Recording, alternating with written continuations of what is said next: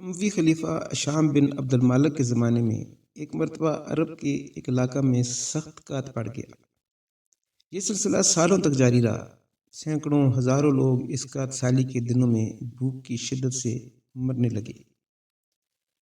جبکہ اس سخت قسم کی قحط سالی میں عرب کے متاثرین کو اموی خلیفہ شام بن عبد المالک کی طرف سے کوئی امداد نہیں ملی۔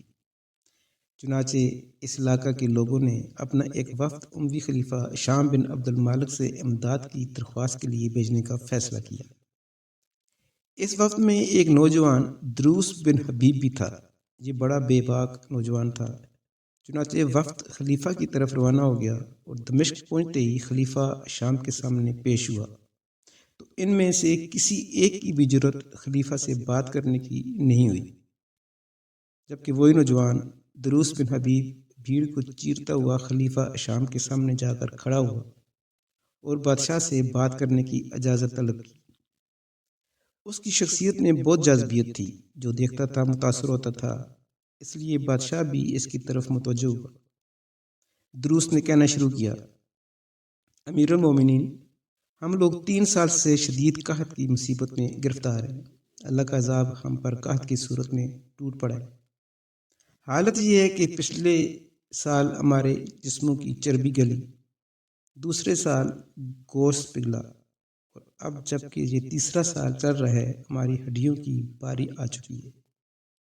ہم لوگ یہاں اس لیے آئے ہیں کہ ہم نے سنا ہے کہ آپ کے خزانے میں بہت مال و دولت جمع ہے۔ اس دولت کی صرف 3 ہی صورتیں ہو سکتی ہیں۔ ایک یہ کہ اللہ تعالیٰ کی ملکیت ہو، دوسری یہ کہ عوام کی ہو، اور تیسری یہ کہ آپ کی ذاتی ملکیت ہو۔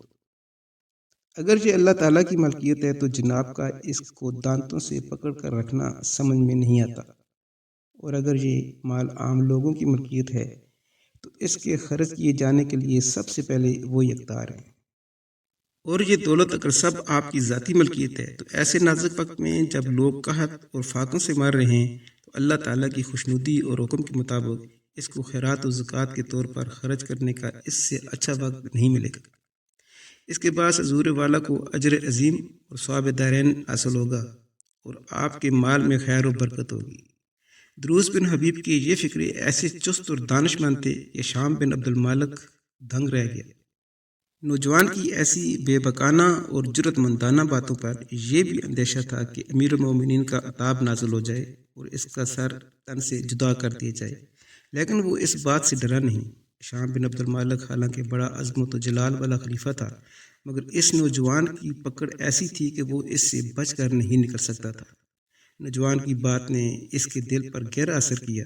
خلیفہ نے مسکراتے ہوئے کہا: اس نوجوان نے ہمارے لیے تینوں میں سے کوئی بھی راستہ فرار کا نہیں چھوڑا۔ خازن اس وفد کو 10,000 دینار قحط زدہ علاقہ میں تقسیم کرنے کے لیے دے دیں اور اس کے ساتھ 1,000 دینار تنہا اس نوجوان کو دے دیے جائیں۔